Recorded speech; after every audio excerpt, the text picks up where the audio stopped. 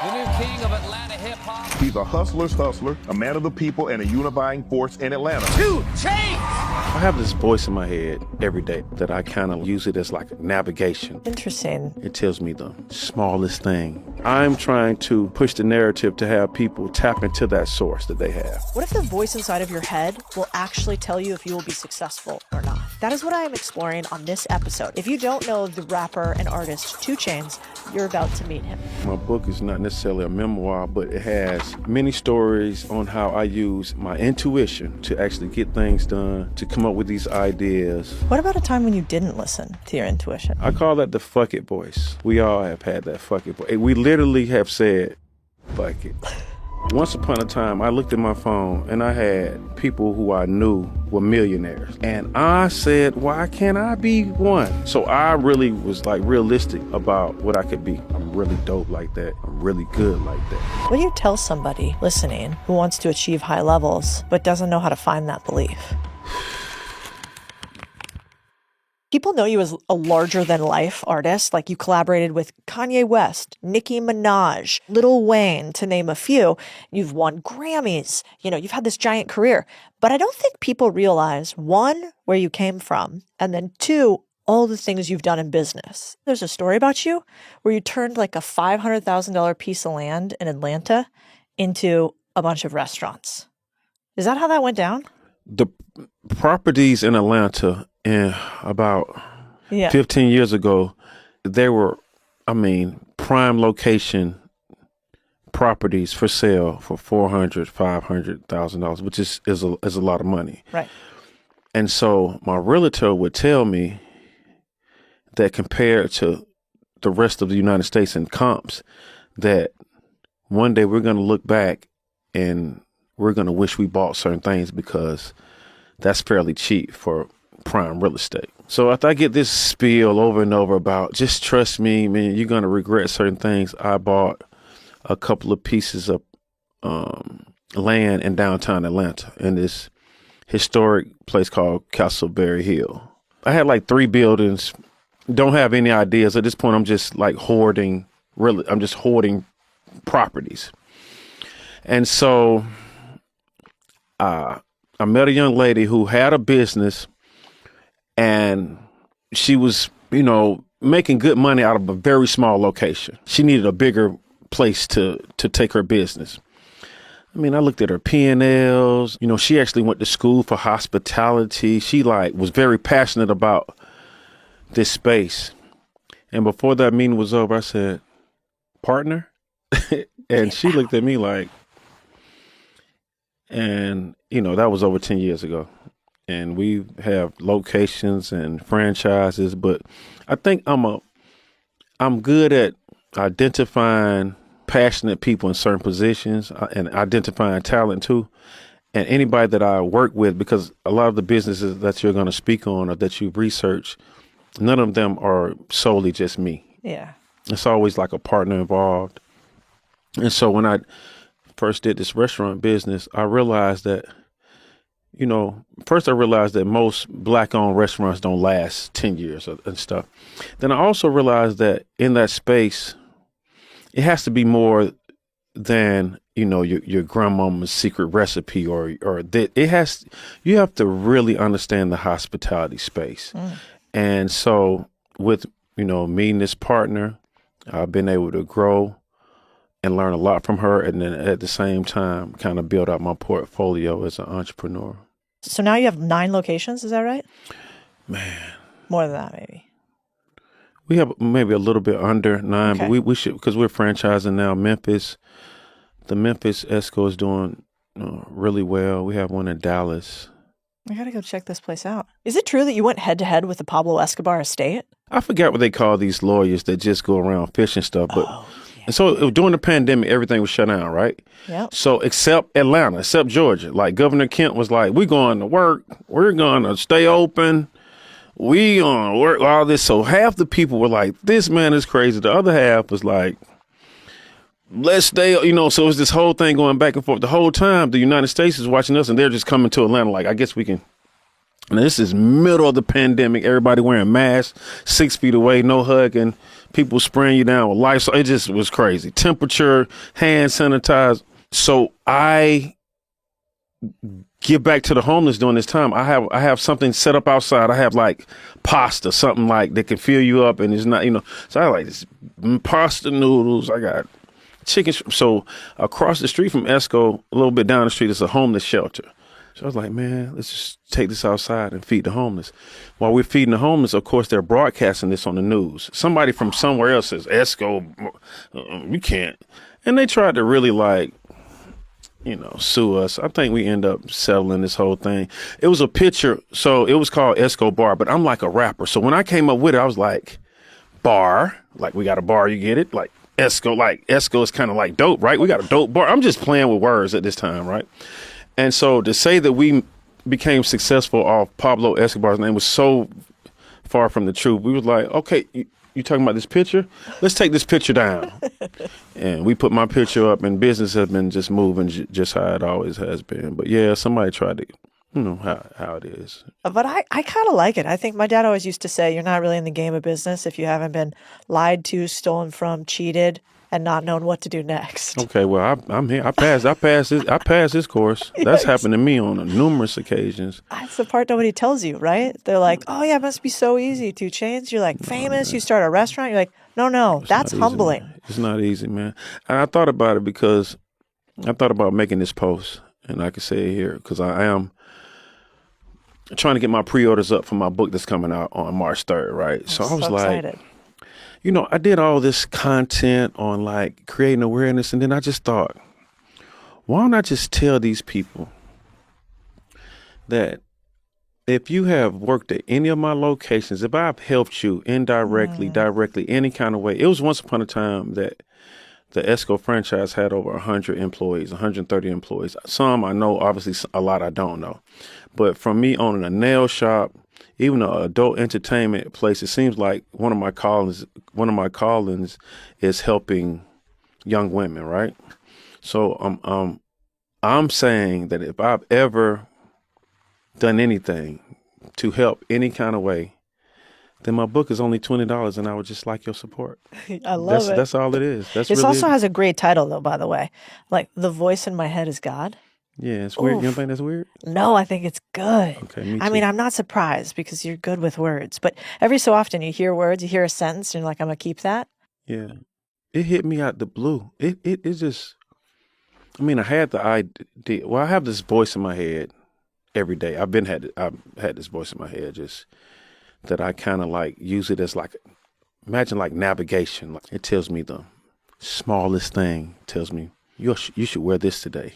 And then it'll tell me the largest thing on, I don't think that's a great business decision. So it has this wide range, but it's filled with love. And I know it's coming from a positive place. So when people say God is within you, or are you a reflection of that?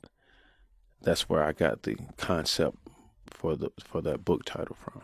Like the voice, it has to be God. Cause like this happened, like, I listen. And then also speak on the effort voice. We all got that. And no, we shouldn't be doing it.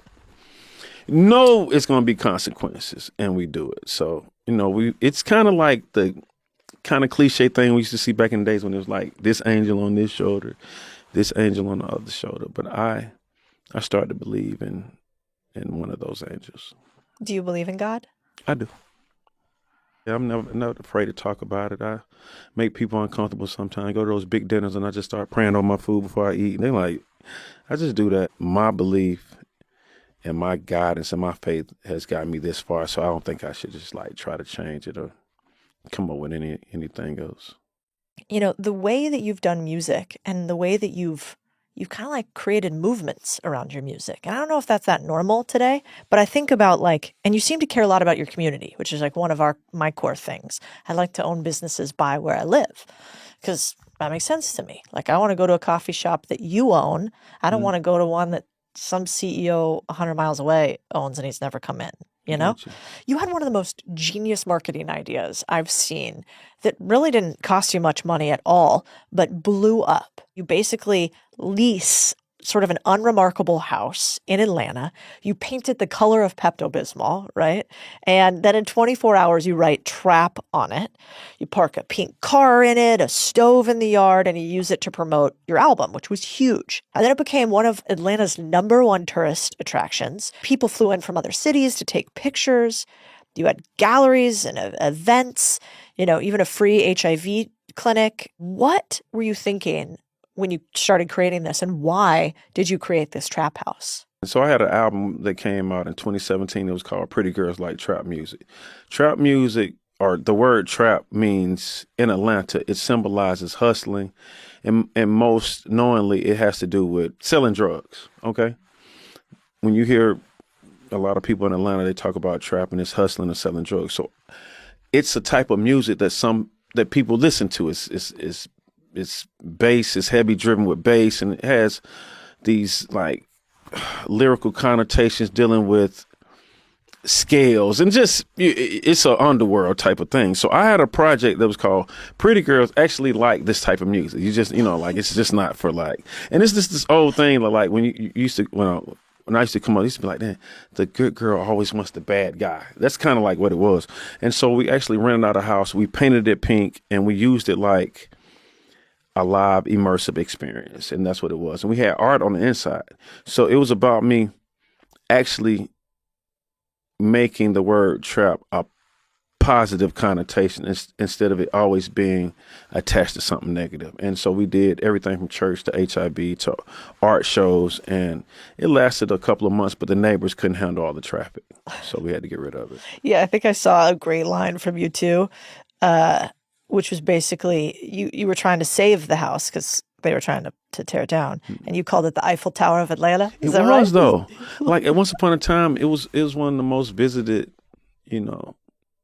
sites in the United States. So that's just about something that is like this voice thing to me. It's an idea, and a lot of people I don't think understand how many people don't have ideas. And ooh. I am someone that gets these cool ideas all the time, and I feel like ideas are currency. Like people pay for ideas. People steal ideas. So you have to be careful who you even sharing with. But ideas are, it's like, it's something that we don't really speak about. Because a lot of people in our position, people come to us with ideas and stuff to do. But for me to actually come to my team, man, this is my conversation. Man, I got another one. Man, before I even tell anybody, I'm like, boy, I got it. I did it again.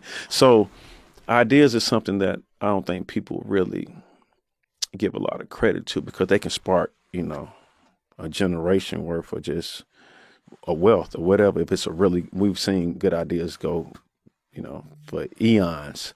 So, yeah. I think you're right. Well, especially think about it in this world today. Like everybody's kind of freaking out about AI, right? What's going to happen with tech? But man, in some ways, the execution now is not the hard part. It's like, what idea are you going to do? Imagine taking your idea and pairing it with an AI who can actually show you the steps on getting, because we've all had ideas and just kind of left it as that, right? Just get so discouraged. Don't know where to start. Don't know where to look. Don't know who to talk to. But yeah, AI has opened up that, like, you got an idea? Well, let's push it through. So that is a good thing. Do you believe that, maybe it's Rick Rubin who says, like, when an idea's time comes, you either let it out of you or somebody else will? I saw that. And he was like, yeah, you keep playing something. It was like wind. It was like somebody else would catch it. I was like, dang. When I heard that, I thought about how many times I'm like, man, I thought about that. Man, like, you thinking that your thoughts is traveling. I swear. So when I saw that message from him, it stuck to me in the fact that I thought, I know I saw somebody's idea and I've had that same thought as well, but just didn't bring it to fruition. So, but you have really been pretty prolific as an artist, as a business builder, as an idea generator for, decades. Mm-hmm. So I guess I'm curious, for somebody that's listening, that's like, I'm not a creative. We always hear people say that. What do you say to them? I would tell them to quiet down the noise, maybe get my book. My book is not necessarily a memoir, but it has many stories on how I use my intuition, which is like a sixth sense in a sense for me, how I use my intuition, my discernment, that inner monologue to actually get things done, to come up with these ideas, to shut down the outside noise. I've actually used that voice in my head to get out of that rut. Like, you know what I mean? Sometimes you have to self-motivate yourself. That's one of the hardest things to do. And I know my peer group, some of my peers, like, man, how do you do it, man? You know, it's like, man, one of my friends was coming to the studio, much younger than me. He texted me and said, man, I don't know how you do it, man. You go to your kids' practice, you go to he's like, I'm tired. I'm gonna come over tomorrow. And I saw the message. I said, man, I'm just self-motivated. Like, I don't really have that battery pack. No one I'm just like, I can look in the mirror and say, and just give myself that pep talk I need to go further and get my day done. What do you say? What's your pep talk sound like? In a nutshell, it's no one else is going to do this for you. I don't have anybody else. I don't have anyone, you know, like I got people I love, but if I need something, like, it's not love that I'm needing. If I won't need it, I have enough love. I have a lot of love I'm getting, a lot of love I'm giving. Are your parents still living? Mm-hmm. All right. What do they do for a living? My dad's an entrepreneur. He wouldn't even call himself that. He'd be like, I worked my whole life. You know, he was like, didn't go to college. He worked in a slaughterhouse. He, you know, built up a marble and granite business. If you needed something though, would you call think him? You think you can call your parents for something? Yeah. I could call my dad to at least be like I've had a time in business. I don't know if you've had one. I call it the head in the hands moment, where like they're like, I don't think I'm going to make it, mm-hmm. and I have no idea what I'm going to do. Like, I don't know, and nobody else can know, and I might not make it out of here. And he's the one. But you did know you can call your dad. You did. I did. Yeah. So so these are different levels of stress. Yeah. All right. It's like, I'm stressed out, man. I know he'll do it, but I don't want to call him. Right. Hey, Dad. But then it's like, I'm stressed out, man. I don't have nobody. Was that you? So that would be me if I sat down in my own like mope and you know what I'm saying? So, because I don't have like, my dad's not alive anymore, but if he was alive, I was never able to be like, you know, front me some cash for my business or anything like that, you know, and my mom. So I don't have anyone. So when you don't have like a person on top of you, you are the apex. You're the person that everyone comes to. Then you have to find ways on motivating yourself. So are you now the person for your kids? My kids were going to be straight, whether I was like successful or not. I think when you become successful, you attain more things, it's more responsibility, and that's where it kind of gets a little static and stuff. Yeah, it can be hard. I don't have kids. I hope to one day. You should. I think you'll be a great mother. Well, thanks. I hope so. You know, I got lucky. I won the birth lottery. I have great parents, you know, and I didn't do anything for that. I just got to show up. I mean, but don't get me wrong. I'll take every fucking advantage I can in life, and then you figure out what you do with it, right? You should. I think you should. I'm trying to get that in my little nepo babies. They don't want to say my name. Like, you should totally use my name to the best of your ability to get whatever you need. They have a problem with that, but well, kind of good on them. As long as they do something real though, and are builders. Like, yeah. I remember talking to the Hawks owner. He was like, "Man, you better tell them to use your name, like, because it's you know, everybody's like, what are they thinking? Because it's like, if someone finds out in my line of work, if they find out that I have something to do with it, then the price automatically goes up. And think, yeah. So it's like, oh, this is nice. This is nice. This is a nice rug. This is a very nice rug. It's 2 Chainz rug. Oh yeah, it's gonna be like 3,000. Yeah, it's gonna be. Oh no, it's Codie's rug. No, it's 200. I'm sure you've had a lot of haters over the years. Oh man, I wouldn't say haters. What do you say?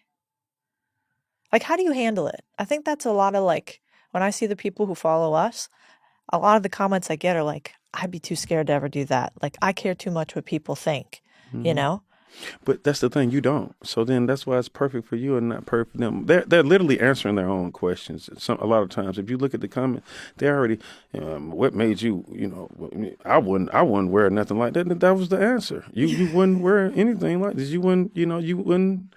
So a lot of times comments don't really, you know, bother me. The hate stuff, I don't even, that word is kind of like overly used too. Like, everybody can't be hating. Sometimes it's constructive criticism, you know, and so it just depends on how you're listening to it. But I don't get a lot of hate because I'm pretty much a, what you see is what you get kind of person. So I kind of get that vibe from you overall, especially because I was looking at your background, your first solo debut that kind of blew up. You were 34 and like had been working for like 15 years, but then you completely rebranded. Charlemagne was telling me like later in your career, he's like, that was super impressive. And I was kind of wondering, like, what kept you going for the 15 years before you felt you had like made it? I knew I had something special. I knew I was a star, and it was hard to explain it to somebody what you have inside of you without actually proving it. So with me, it was like I had been around star. I had once upon a time I looked at my phone and I had people who I knew were millionaires. Like I knew these people were millionaires. Like I never saw their account, but I just know. And I said, why can't I be one? Somebody number, why can't I be one? So I really was like realistic about what I could be. Like I just knew it. I just knew I could crack the code. I just knew I would change. Just like when I walked in here, I could just change the room when I walk in. I just knew I had something. I had to and I just had to stay at it and not give up. I just knew I was special. I knew it was something to me. God took his time with me. And I know that, and can't no words or comments or anything like that kind of derail what I know is inevitable. Like I'm a real, I'm a superstar.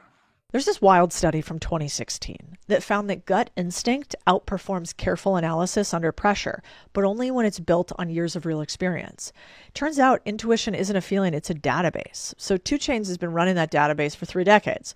And the best operators I know apply that same thing to how they build, knowing when a tool is working and when it's quietly costing you. So if you're running a newsletter on anything other than Beehive, it's probably the latter. The analytics alone change how you operate. You can segment your audience by engagement tier, track which content drives paid upgrades, see revenue attribution at the post level. That's a beautiful feedback loop. That makes every issue sharper and every decision faster. The monetization stack, totally unmatched. Beehive's ad network brings deals directly to you, and they just released on-demand ads, which gives you access to countless ad opportunities. Plus, they handle sales, reporting, invoicing, paid subscriptions, boosts, referral programs, all native, all compounding inside one platform. No patchwork, no margin bleed, and the growth tools are structural, so not cosmetic. Beehive newsletters grow 2.75x faster than the industry average because the infrastructure is built for scale from day one. Serious newsletter operators have already made the switch. Use code Codie30 for 30% off your first 3 months at beehive.com/Codie. I was talking to this guy before this. His name's David Senra. And there's all this data that actually proves that in a lot of ways, what you believe is what you become. And so anyway, we were talking about that. Like, how some people say you shouldn't believe it if you don't have proof, give yourself some proof and then believe it. But you seem to believe the opposite. What if somebody let's imagine there's somebody out there listening to us right now. And they're like, one day I don't know if they want to be 2 Chainz, but they want to be their version of you, like their most successful self. What do you tell somebody listening who wants to achieve high levels, but doesn't know how to find that belief? The voice in my head is God. Like, this is how I feel. I'm not trying to sway, but this is how I feel. This is what I think. I'm an individual. This is my independent thinking. This is what I think. And so when other people do that, and then you get people around that understand, this is what she believes, and it's okay. This is her thoughts. Now, sometimes we look at stuff and we be like, that's pretty wacky. Like, something's wrong there. You know what I mean? And I get that. But with me, I don't let stuff like that bother me, man. I just came so far, man. I can't do nothing but just be happy, about whatever engagement I get, whether positive or negative, you know what I'm saying? I'm still recognized, being in the game so long, 15, 20, who's even counting anymore? I'm still recognized. I'm still not able to just walk outside and walk down the street. I'm still very much in it. I'm still in my legacy phase of just really putting the cherries on top for the things I did in the past with the entrepreneurial thing, the music thing, everything I'm doing. I shot my own short film. This book is coming out. So I'm building out the 2 Chainz, legacy stamp more than anything. Yeah, it's interesting. It seems a little bit more normal now. Like you see like Taylor Sheridan owning sort of like the vertical integration of his business. Like he owns a ranch where they film the show and he rents out the cows and the horses that he owns back to the studio. It's really smart. And See, that's different. really, That's so different. And that's what we got to get in us. See, we got to get that. I had to do somebody else's part, and it was at their house by the pool in the attic. And I was like, oh, you got some tax write-offs going on. You know what I'm saying? And it's like, and you just like, man, that's information that needs to be shared. And it's just smart. well, I think I don't know if you give yourself enough credit. Like I heard a story about how you spent money on like a tour bus and on a studio. And like one of the reasons why you could record was for Nicki Minaj when she called you up, because you were smart enough to already have the studio that you built inside the bus when nobody was doing that. Yeah. So I bought my tour bus Is that right? before I got my record deal. First of all, when I signed my record deal, basically the questions that I was asking labels was, I was asking about their international presence, because domestically I was already doing shows. So I went through 3 bands, these little conversions vans. We were just going, they call it the chitlin circuit, where it's like Memphis, the Carolinas, Alabama. You just go around this little chitlin circuit, the Southeast. You can become a millionaire. You go to these places every weekend, you pick up, I don't know how much money doing 3 or 4 clubs and then a few. And so I was going through vans. I said, man, I'm gonna need a bus, because I was getting larger and I'm just going through these vans. So I'm gonna need a bus. And then plus I started, what I talked about convenience. It had a stove on there. It had a bed. It had a studio. So that's everything I need. Whether I had a hotel or not, I could really like make it work from there. So I bought that. I bought the bus. I don't know, it was maybe 300, a little bit over 300,000. It was used, but it was well kept. And then I would go on the road and still work. Like some artists, not most, but some artists go on the road, and then when they're on the road, they can't work because they're not near a studio. That wasn't my problem. I'll literally we'd be riding, I'll be working. I'll be working. So the incident that you're talking about with that song, she called one night, was like, I really need this song done by tomorrow. And she offered to get me studio. I can get you studio time. Where you at? Whatever. I'm like, no, you don't have to do that. I'll knock it out when I get off stage. So that was one of the many stories where I literally, somebody gave me something and I just sent it right back, because I was in a position of just having everything I needed near me. It's really smart, because if you think about it, like basically what you did, you vertically integrated the music. If you own the studio and you can rent it to other people, and if you own the bus and you don't have to rent it out to other people, there you go. Then you get the first dollars. You get it. You get it. Got a chef on there cooking food. Got the chef. We let the windows open, and people in traffic like, what y'all got on there? What y'all cooking? You get to put them onions and garlic and man. So yeah, this was something I did earlier. This was actually what I did before I got my record deal. I got this tour bus, and then when I got the record deal, I went on tour. Obviously, I already had the bus, because most of the time you have to rent buses to go on tour, and they're expensive. I saw the markup; it's like 60%. They're very expensive, and so you have to get the driver or drivers, depending on where you're going. You got to get them room, whatever. But yeah, I did that. When you reach a certain level, I think convenience is something that we can't have enough of. So when I reached a certain level, I hired a driver. I hired a chef. Yeah. You put these things in place where you can just focus on the main thing. Work. And you have people who do what they do at a high level, help you out in different, areas that you need help in. So. Yeah. There's this, this guy, Sam Zell? He was like this big real estate investor. He wrote this book called Am I Being Too Subtle? But he's kind of this cool, weird old dude. And he was billionaire a bunch of times over. But he had this great line that was like, the difference between a $10 million house and a $30 million house, like, doesn't really matter.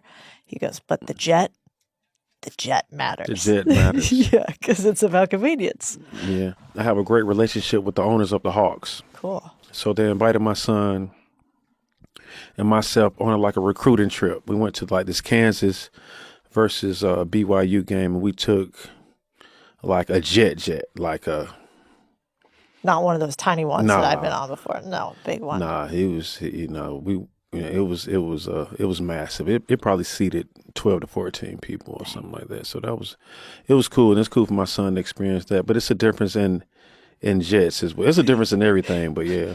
It's true. Also, I like when other people pay for the jets. That's What? like I like that way better. Jets are so expensive. I know. I don't want to be paid for that. Man, I'm so happy. I'm not happy, but when people started wearing masks in the airport, I was able to cut my jet bill by more than half because I was able to. Because I don't really get anxiety or nothing like that, but sometimes people just yell my name in these crazy places, and the airport is one of them.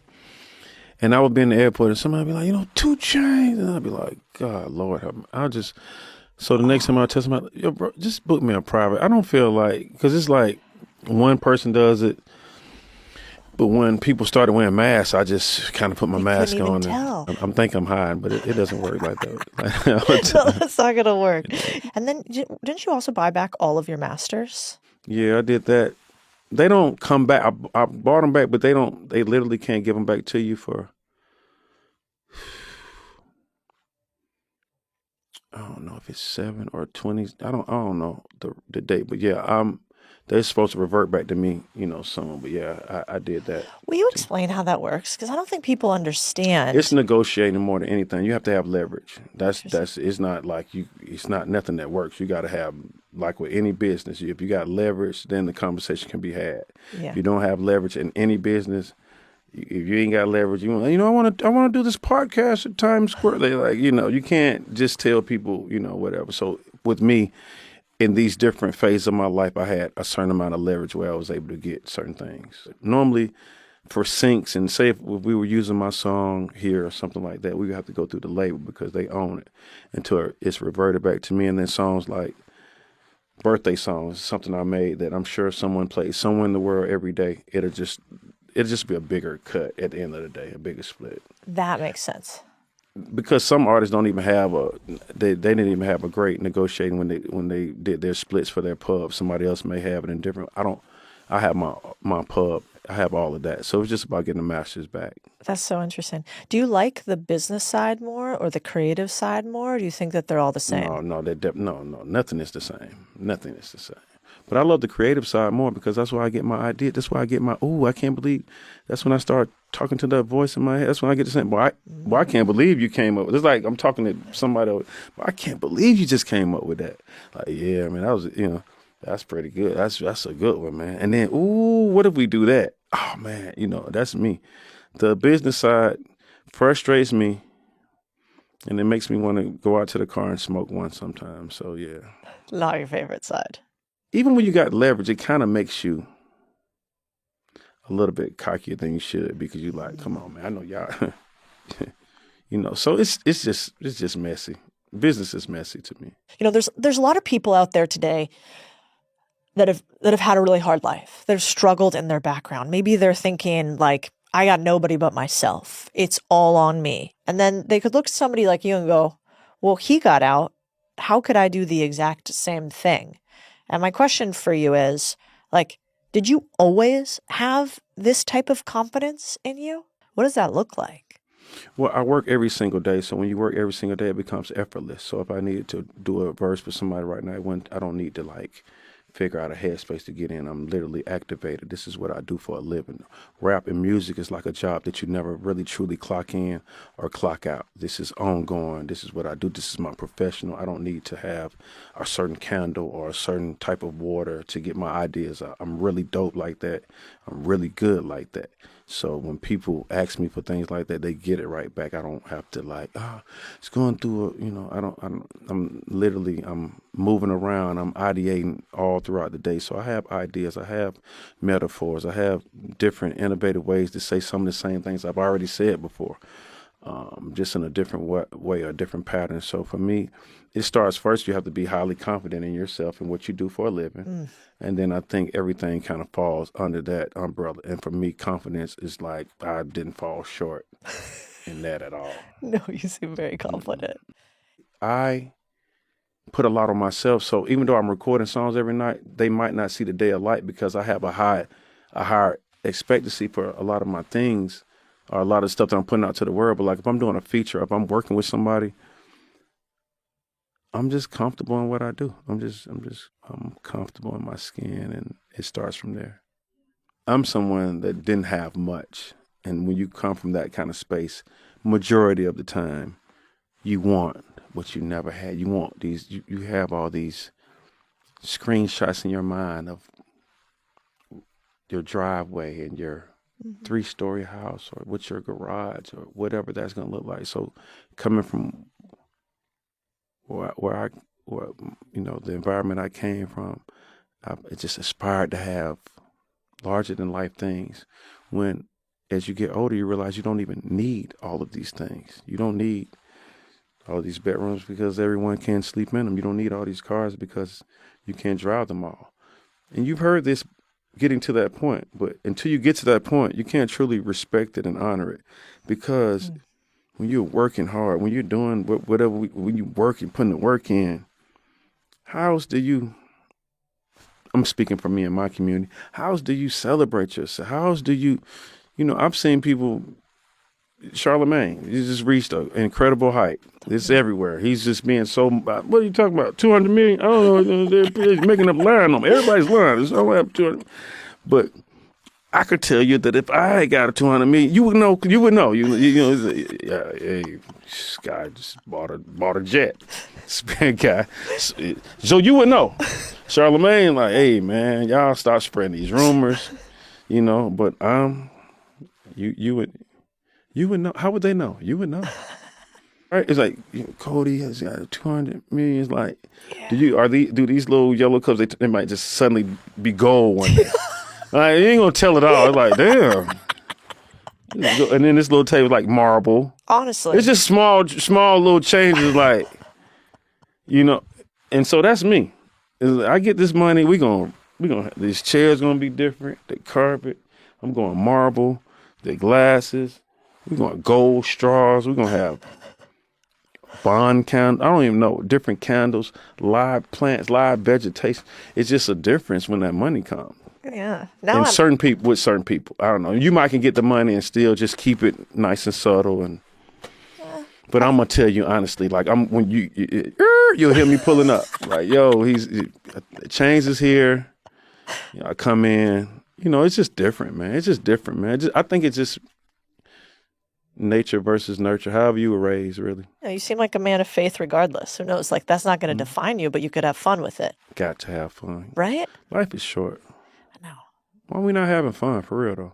I know. We're supposed to be enjoying life. I mean. Have you ever struggled with anxiety from all the attention? The things that kind of get on my nerves is people who, just drunk people. In general. Yeah. Around me. Yeah. If you're over there drunk doing stuff, I don't mind. I could look at you and laugh. But like if you're drunk and like, I don't mean like my friend drunk, like over here doing. I'm like somebody that's like, yo, come on, change, man. Yo, you don't know how strong you are. You don't know you slurring. You don't know you spitting. You don't know. That just makes me be like, leave me alone. That kind of messes with me a little bit. It's the alcohol, but I'm not a big alcohol drinker. Yeah, me either. I like a little red wine. But I've been doing my red wine thing too. My friends put me on red wine, some of my basketball friends. So I've been trying to like cab myself and Pinot myself here and there. Go. For real. Well, now I know what to send you for coming on the pod. You got to, come on, man. Send me whatever you drink. You know what my secret is? This is so unrelated to anything, but I really am into French and Italian wines. And I'm a little bougie in some ways. I mean. But the fun part about those, you can get incredible wine. It's actually cheaper than US wine often, but it's way better. It's way cleaner. There's no pesticides in it. And it's just like more complex. So we'll make a little note, David. I'll send you one of my there's this like, do you ever do like Barolo? Yeah. Or like I love a Brunello? Yeah. But I'm actually not that cool or classy. It's all my husband. He's like kind of fancy, and then he taught me because he was fancier growing up than I am. That's another thing. You should absolutely get with a man that can teach you something. Yeah. I think all females should do that. I mean, yeah. So that's good. And you're married. I am. And do you feel like, did you teach her something? What? Would she say you teach her she something? Better say it. Yeah, man. I think that's what it's about. You get in a relationship with me. Of course, a dude can bring, money and all this stuff, but like he got to be able to put you down, put you on something. Like, I think that's important. And especially for somebody like me, I'm always traveling. I'm able to like, hey, guess this is what's going on, So yeah, I think that's important. I have another business partner by the name of Joe. He's running I have a strip club in Atlanta called Candyland. Yeah. It's be open 3 years this year. So Joe is handling a lot of that stuff. So in Atlanta, I don't know about anywhere else, in Atlanta, the license to have alcohol and nudity, they put that out of commission in like 93. So you have to get grandfathered and you have to actually buy that from somebody else. Yeah. So just that whole process of doing that and getting this facility. I'm from Atlanta. Adult entertainment is a major part of how the city moves. It's not just for one group of people. You see all different types of people in these clubs, whether they are, getting drinks, watching TV, listening to the music, looking at the girls, eating, whatever it is. And so that was something that I couldn't have planned it, but it just happened like it was supposed to happen. And it's not many in the city. It's, 2 or 3 or whatever. So, whoa, and you own one of them. Yeah. That's cool. That is cool. You and your husband can actually come. You can get some hibachi. Do you think I'd like it? I think you'll love it. Really? Everybody that's come to my club will love it. I mean, I've had friends from out in Cali. I've had friends from Germany, Russia. And you have hibachi in the strip club? Yep. I have hibachi. I have, tacos. I have vegan burgers. My vegan burgers are delicious. I have vegan burgers. And that's another thing. When you have these type of places, why go out to eat when I can just call one of my businesses and say, I would like some salmon with some okra and spinach. Or plus, you want to pay yourself. I like hibachi. I would like a shrimp and chicken hibachi or a shrimp and lobster hibachi. I go get it and I watch ESPN. I watch a game and a young, nice female walks past and we speak and, No, I'm Latina. I told my husband he's not allowed to talk to women, At all? I'm kidding. Oh, okay. He's a former Navy SEAL. Because I've heard, I don't know, I don't know. I hear some Latino women are a little aggressive. I have no clue. Because I'm from a place where it was just all black people. Like, College Park is, I'm from College Park. Then I went to a black school, HBCU. Yeah. So I went black on black. My elementary was black. Now I went to a black middle school. Now I went to my black. Now I went to blacks. And then I went to New York and LA. And then that's when you start seeing the diversity. And then early on, when I started seeing the diversity, I had to learn how to be, this is sure ignorance. Like, so what you is? Just don't even know that. Just man, what are you? Like, what do you mean? It's just, so then having to learn how to ask people, their background. So yeah, so I, and I'm gonna tell you, I'm very intelligent, but just not knowing is just not knowing. You only know what you see and what you so. Experience and intelligence are very different. Yeah. One of my best friends that passed away, Johnny,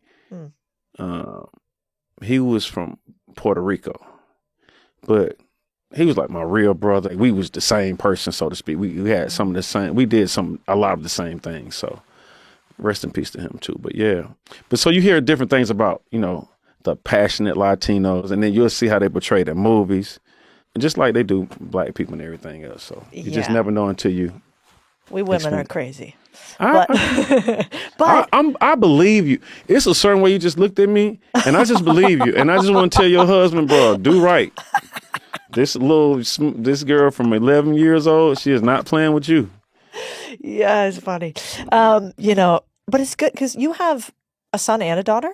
I have two little girls. I have a You have two 17-year-old and a 13-year-old, and I have a 10-year-old son. So I have three kids Three. total. Yeah, because dads are super important to daughters. You know, I'm really close with my dad. Okay, quick question. Tell me. Was it a period of time that you was like smelling your own whatever, or just being like, okay, cool? Oh, that was a nightmare. What was that, 13? What age was that? Right about what you're I just at. want to make sure I ain't... You're right. You're right in the box, actually. Yeah, Okay, in fact, cool. yeah, it was a bit of my- a nightmare. But now my dad and I are the closest. He actually works with me now, and he's amazing. I feel that with my oldest too. Me and her are like, I'm the oldest, too. but you know, girls are just, they go through a stage where We're psychos, yeah. they don't want to be bothered or whatever it is. And I have to understand that and give them some of their space. Because when you go through this stuff in your house, it's like technology knows it. So then all of a sudden you start getting this stuff like teenage girls are going through, it just pops up on your while you're scrolling. Stop. If you have teenage girls that are in their room, not speak, you're like, oh, you know, so this is going on right now. So I'm learning how to just, just be understanding and let them develop. Yeah. Well, it's interesting. Like, does that end up coming into your music now? Like, is your music always sort of a reflection of where you're at in life? That's a good question. Yeah, and a lot of my music I reminisce a lot. I use past tense. I had, a lot of it is me, like a reflection type of thing to it in a lot of my music. I used to, so I'm not like saying I'm doing it right now. I'm not lying in any of my stuff. So yeah, but when it comes to, I guess like something that's personal is something like that I want. Although my newest album, I do have a song dedicated to my pops that has made a few of my friends cry. So I can't wait to that. So it's very just like plucking this heartstring. I do want to talk a little bit about intuition because it's kind of the backbone of this book. Yeah, let's talk about that. I think in business, intuition is so important, but it's important in every aspect of your life. So I'm curious, like, what's your favorite point story about intuition from this book? The book is a lot of tales, a lot of stories about my journey. And when I used my intuition, or when I listened to my intuition, once I discovered it, and the times that I didn't. And so, out of all the stories, it's just like, or how my mom or someone tried to, maybe she had the intuition before. I feel like women are born with it. I have a chapter in the book called Women Are Superheroes. I feel like women are just born with intuition. Women are just be like, I knew I shouldn't have listened to you, or I should have did whatever. So, and my book is about discernment. It's about that discernment. It's about the inner monologue. It's about quieting down the outside noise, tuning in to like the your inner connection, your inner Wi-Fi to the higher source, whatever you believe in, and listening to it say, man, I think you should give it another shot. I think you should go try to do this. I think you should leave that alone. I think it's time for you. It's about time for you to leave. This is, I think, and that's my voice talking to me all the time. Like, you've been here long enough. It's like, yeah, I have friends sometimes I don't know why. I just might get up and just start walking out the club. I just might get up and just, it's just time to go. So I think I'm trying to push the narrative to have people tap into that source that they have. I'm just trying to affect one person who may have sat up and said, something told me. If they've said that one time, if you've said something told me one time, then this book is for you. What about a time when you didn't listen to your intuition? I call that the fuck it voice. We all have had that fuck it voice. We literally have said, fuck it. And I think it's okay to have that voice, but you just got to be able to distinguish between it. But I think the fuck it voice has maybe gotten us into some trouble, or maybe had us live on the edge and not in trouble. But we've all had that, man. And have you ever had a time where you're like, if I had this book, I probably would have not done that thing because I would have tapped into my intuition? I think it'll help people navigate life differently. That's my ambition. I want people to be like, you know what, man, after reading your book, man, I realized sometimes I didn't need to be in certain places, and other times I needed to be in certain places, and things of that nature. The voice in my head is God, which comes out on 3/3. I want to be a New York Times bestseller so I can add it to the rest of my accomplishments. And last but not least, I have my audio book is a real true experience. I cannot wait till you hear the audio part of this. Of course, it's me. I'm an excellent, exceptional reader. So I did my own reading, but I also added production. So when you hear certain things that I'm describing, you can hear the sound effects that's attached to this actual scene.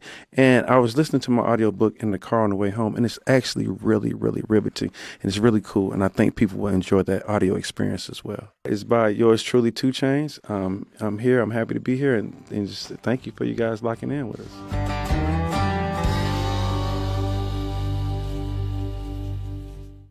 Welcome back. I'm Codie Sanchez, and this is the Big Deal podcast for those who don't just want to be rich, but want to be free and do what it actually takes to get there. Okay, so today we're diving into the rise of counterculture and how movements like this are becoming mainstream in many ways. From homesteading to homeschooling to home remedies, more people are choosing to live life on their own terms, stepping away from the conventional paths. Kimberly Vanderbeek joins us on this episode to talk about all of this. So if you're curious about motherhood done unconventionally, modern dating and how to attract that person to you that is supposed to be with you, and how to both homeschool kids if you want to or homestead them, I think you'll like this episode. So I'm kind of in love with Kim. I've gotten to be friends with her through a couple friends locally. And I'm so curious lately about how do I be a feminine woman and also crush it in the workplace? Now, you might know Kim as the wife of Dawson's Creek star James Vanderbeek. She has 6 kids. I don't know how she does that.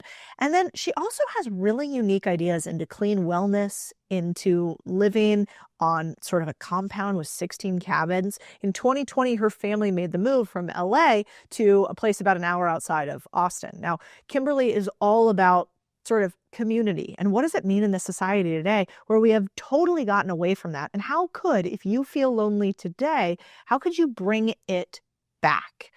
And I think that is exactly why I want to remind you guys that this podcast is all about community. It's the idea that we bring the unvarnished truth about business ownership by the many instead of the few together. So if you guys have ever thought about how to become part of a business community, you should check out Contrarian Thinking Community.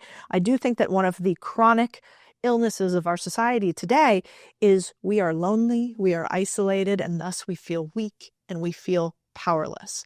And when we realize that all around us are other humans who want the exact same things we do, the world changes, or as Kimberly says, it shifts. So today we're going to lean into a story that is maybe a little bit more normal here in Austin, but not around the world.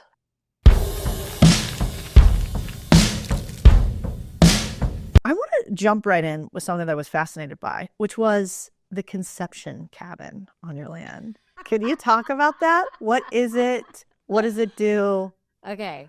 There's this great book called Spirit Babies by Walter Mackey Chen. Cool. And it talks about the different portals that are all over the world about where spirit babies come through and go from the spirit baby realm into conception. And I believe one of those portals is on our land.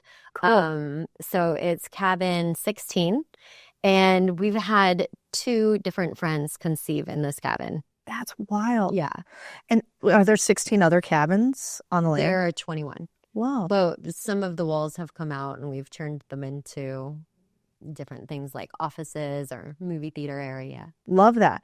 And so the idea is essentially, I want to read Spirit Babies. I've kind of gotten into what I'll now call woo-woo stuff lately. Fabulous. I know. I'm going down reality.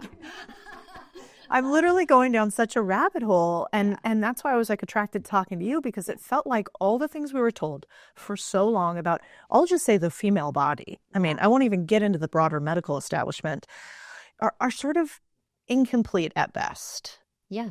And, when we're trying to figure out how to get pregnant, I look all around and all my women friends have struggled to make it happen. They've gone through round after round of IVF. Yeah. And now there's sort of this like coming back to ourselves and our own knowing that I'm Yeah. starting to see. Yeah. And so I sort of want to dive into this Yeah. a little bit with you Yeah. because you have 6 kids, right? And are all of those kids, you had them all naturally? I had define natural. Yeah. So my first was born in a hospital. Yeah. After an epidural and Pitocin. Uh-huh. And my other 5 were born at home. God, that's wild. Yeah. By yourself with a midwife? How does that work? Oh, yeah. Oh my God. Yeah. Both. Yeah. So I had midwives, a doula, and a couple. I had midwife and doctor sometimes, and sometimes my doctor missed. Yeah. What's the difference between a doula and a midwife?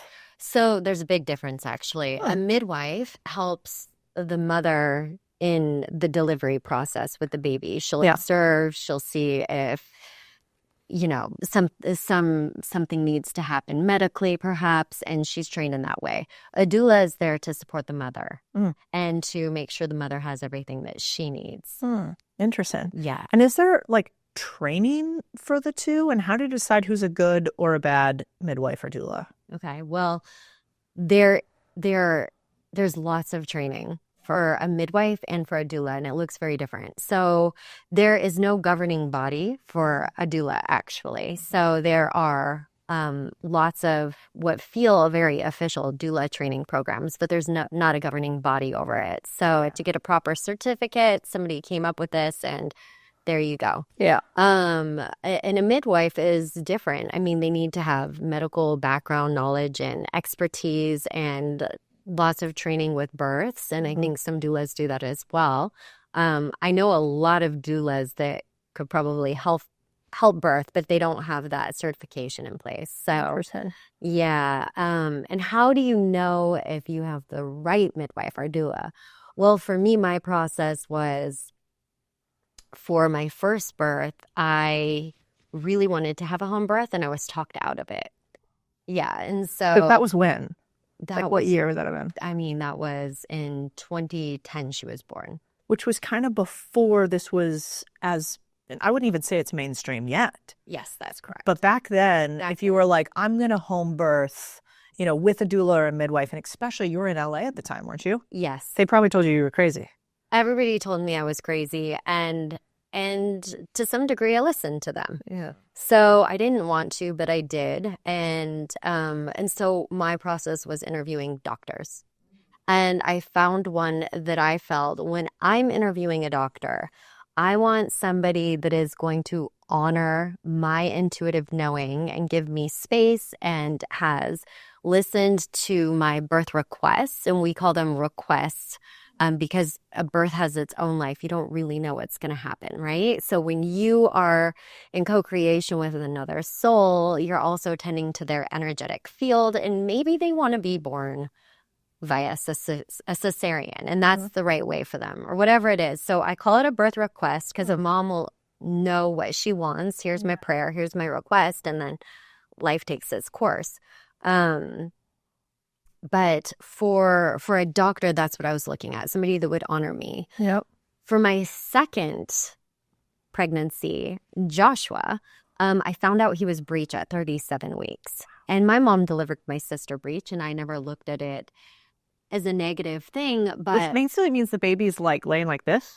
so there are 3 different breech positions, and Okay. the one that he was in is a complete breech. So he's like curled up like this, and he's booty down. Oh, yeah, that's not Yeah. good. Okay. So the head is up here. Okay. But I never looked at it as an emergency. I think it's about 4% of babies are in breech position towards the last trimester, Okay. the end of the last trimester. And so for me, I was told basically churn the baby, or this is going to be a cesarean. And that didn't sit right with me. Now, if it did sit right with me and I felt like this is the right move for us, I would have done it. But there was this deeper intuitive feeling to investigate. And when I investigated further, and I think this is the first thing you do with a parent. As a parent, you get your information and you weave in your intuition, right? Mhm. So there's no book on your intuitive knowing, but I started to do a deep dive. And what I discovered were there were some outdated studies on breech births that took into account third world countries without a head down counterpart. So the studies were heavily flawed. And at that time, they stopped training doctors how to do breech births. Now, there are a simple maneuvers that can actually really help safely deliver a breech baby, but the doctors are no longer trained in those maneuvers. So now we do have indeed a dangerous situation unless you have a doctor that's trained. So I actually magnetized Dr. Stuart Fishbein, who had delivered hundreds of breech births, got himself out of the medical system and was doing them at home. Wow. Because he was bumping up against a lot. And Why does why don't they train them on that anymore? Is it because cesarean sections are really expensive and well, you could go they down follow the money rabbit hole? of following the money for sure. However, I guess when you're 37 weeks pregnant, you don't have the time for that rabbit hole. It's just, Yeah. I need to take care of myself and my baby. And so this is what felt right for me. And I had Dr. Fishbein and I had Beth Cannon, who is a midwife that works for him. So I had that team and my doula. So we had a solid team. It was a super deep privilege actually to have this team, because most people actually don't have access to a doctor like this at all, and a midwife team. So I feel so deeply grateful for that. And then with my next baby, I said, you know what? This team was a reactive response for me, and it was a great privilege to have them, but I actually need to choose my team now, right? And so I was like, I need to make sure that this is a choice, because I felt like I didn't have one last time. And so I met people, even though I loved my birth team, and I said, I love my birth team. I still love my birth team, and now I'm choosing them. So I went with the same team the next time. Interesting. But for me, that choice really happened with watching people's responses with what I wanted to do and see how much that was honored. Interesting. Yeah, you know, it's interesting to me that today when a woman says, I feel an intuition about my body this way, when we say, no, I can just tell that something's off here or something's right, that people think that sounds bizarre. And they're like, no, go get 37 ultrasounds, go get 452 tests instead. And, don't, to your point, maybe honor that as much. What does that mean to be like medically intuitive and to follow your own intuition? Because, my grandmother used to say, which I think is true, that a great way to fail in the medical, if anything's going wrong in your body, is like doctors are trained to do one thing really well, which is like eventually kill you. And that was like her little tongue-in-cheek joke about the fact that, everything leads to more surgeries, more prescriptions, et cetera. Yeah. So how do you actually find your intuition? Well, just like I wouldn't lump all doctors into the same category. I actually have doctors in my life that are incredibly passionate about what they do, and they're willing to go on a limb for their passion. But if we take it back to the medical establishment, we can go down another money rabbit hole. So the pharmaceutical companies pay for those universities. So I know some nurses who they learned their food pyramid that was developed by Nestle, and that was funding their nurse program, right? And even when it comes to food, we hear the good old ask your doctor if you should take this herb or this food. But that is a medical legal slogan, essentially, at this point, which also I need to say, I'm not a doctor, guys. Yeah. So take my advice, listen to it, and go talk to your doctor, because legally you have to say that. But are doctors trained in nutrition? Most of them are not. Last I checked, it was about 10% of medical schools. Even if, ask your doctor about a vaccination. I talked to a lot of doctors. What I heard from them was that was about a half a day in medical school. So if you take like a mom following her intuitive guidance and, unraveling and actually sitting there and going through the peer-reviewed studies and the research and all of that, you may have somebody that's actually far more educated than a lot of the doctors. But again, you'll have these amazing, passionate doctors that love what they do. And those doctors I have been so fortunate to know in my life, and they're incredible. So, it really takes both, because intuition breeds curiosity and passion. And if you're following that thread, you are going to get really informed. Kind of a bizarre question, but your first baby, you had some sort of numbing agent. Yes. The next 5 you didn't, right? Yes. Does that hurt like hell? You went back for 5 more times? So the first one I pushed for almost 2 hours. I was rocking, and I got to the hospital and I wasn't even a centimeter dilated. And I said, that is because you guys made me sign paperwork when I got here. And my fight or flight, I shut down. And so eventually my doula had everybody leave the room. And with 1 hour, I was dilated to 9 with pushing contractions. Wow. And so, I was able to pick really back up where I left off. And so for me, some people find a deep comfort and security in being in the hospital. I've been asked before, are you an advocate of home births? And I'm like, absolutely not. Yeah. Absolutely not. Where is the woman most comfortable? For me, it was not the hospital, and it shut down my labor process. That's a great, like everything in life. It's I'm not telling you how to live yours. Don't tell me how to live mine. I'm just telling you my experience. Yes. And then now I'm having, then I do get the epidural. I do get Pitocin. She's sort of crooked in there. And they're telling me to push, and that I'm having contractions, and I couldn't feel them. Wow. So I actually was quite detached. And then when they gave her to me, I just had to throw up right away. I'm so sensitive to medication. So she immediately had to go to my husband. There wasn't that moment. And that's okay, I'm so grateful for that birth experience, because I get to talk to women all over the world about hospital and home births and my experience in all of the above. But I would say that I prefer to feel. Yeah. It's for me, it was with my births, I got to meet myself. Cool. And with my daughter Olivia in the hospital, I got to meet the part of myself that is fully capable of surrendering to a divine unfolding that wasn't what I thought I was going to have. And, in that moment when she was born that I thought I was going to have, it was a very deep surrender. Mm-hmm. And that's part of being a parent. So they've all been in a different way meeting myself, but I am okay with the pain. Yeah. And boy, does that come. Some people talk about these orgasmic births, and I'm like, who are you? That whole makes me chuckle a little bit too. I feel like I kind of had one though, actually. Really? So my third was 30 minutes of active labor. And she came so quickly, and everybody told me I was so quiet the whole time. And then she was born. It was so peaceful. I'm just pouring warm water on her head. She was born in the water. It was so peaceful. So interesting. Oh, maybe that my slightly orgasmic birth. That's wild. I hope I have that. I hope that for all women. So it's not are you scared?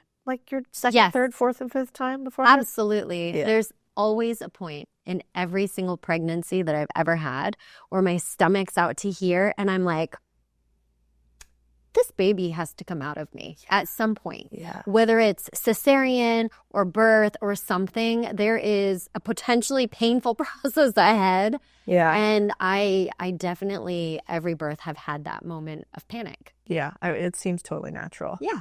Yeah. I have a really good girlfriend who her first birth was a home birth. Yeah. And she said a line that I'd be curious your take on. She's like, I wanted to do more. She has 4 beautiful babies. And she's like, I wanted to do more at home. But she's like, I didn't think my husband could handle it again because he was so freaked out for me.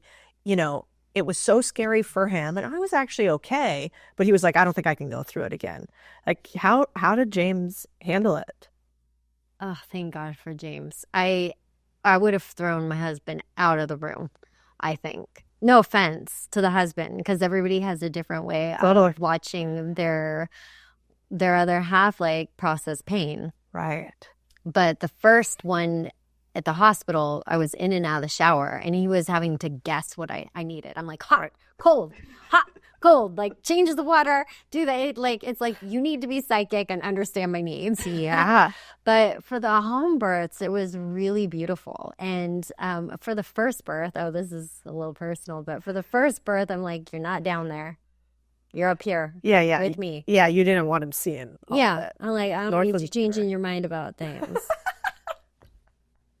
The second one, he was in there helping deliver. Wow. Yeah. My doctor's like, hey, James, come here. And like, You felt comfortable with that. And he was into I it. remember having a moment of thinking, like, we didn't discuss this, but it was perfect. It felt perfect. And he's so deeply honoring of me and so loving and like worshiping of my body that I just feel so safe with him. Yeah. And I remember when I was birthing Amelia, my fifth, I wanted to have a birth where my team wasn't present. That was my request. Like, you guys, but I'm not a free birther. I sort of like to know I have a team there if I need.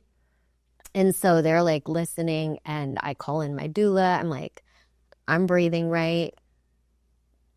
I'm pushing right. And she's feeling a little crooked. And like, can you just make sure I'm breathing properly? I just wanted somebody to look, and she's like, yep. And then I eventually had my whole team come in, and Amelia was all bruised on one side. She was very crooked, pushing up against a bone in there. And I felt that leading up to the pregnancy too. I was doing this walk off the ledge to sort of even out my body. But it was a pretty painful process of getting her moving through. And there was a moment where I was in such deep pain and so surrendered really to God at this point. Yeah. And my husband looked at me and he said, so emotional for me. He looked at me and he's like, I know this is so hard for you. Oh my God, babe, you were so sweet. He's like, I know this is so hard for you, but this is the most beautiful thing I've ever seen in the whole world. And he is like, you're just so beautiful and you are doing it. Wow. And I was like, that gave me that little extra bit of strength to help deliver the baby. Yeah. So it's like the woman does everything, right?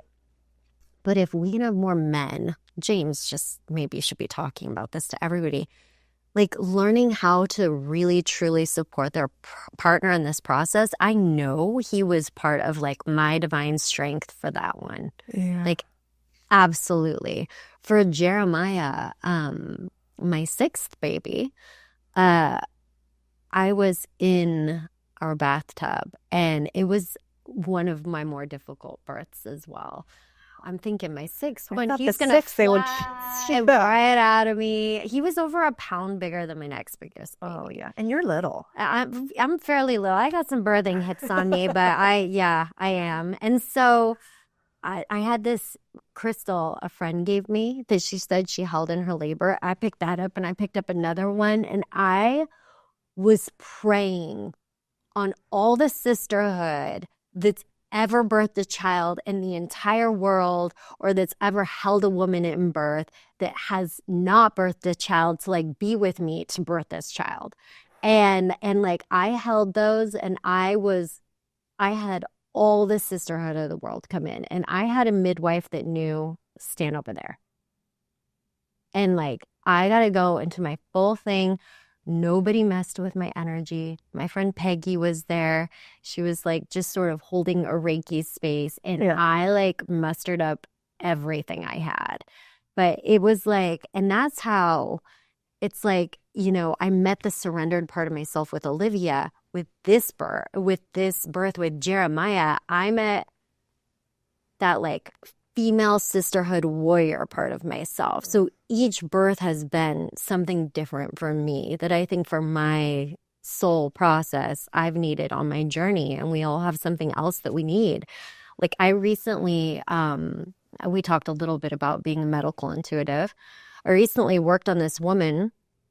When I say work, it's really just listening to what the body has to say, that had some deep trauma with sexual abuse. I know. And I saw her scar, and I'm like, were all your babies delivered via cesarean? She said yes. And I saw how profoundly beautiful the gift her soul gave her children. She was kind of like, Protected. don't go into this energy. You're coming out here. And how like I had never like it was just this super and there are other people that will have abuse and still birth out so beautifully. And it's a very deep healing process for everybody. But in this specific scenario, I was like, what a sacred gift. Yeah. Being born through cesarean births, you gave your children, because that was her soul's way of holding her children as a mother for the first time.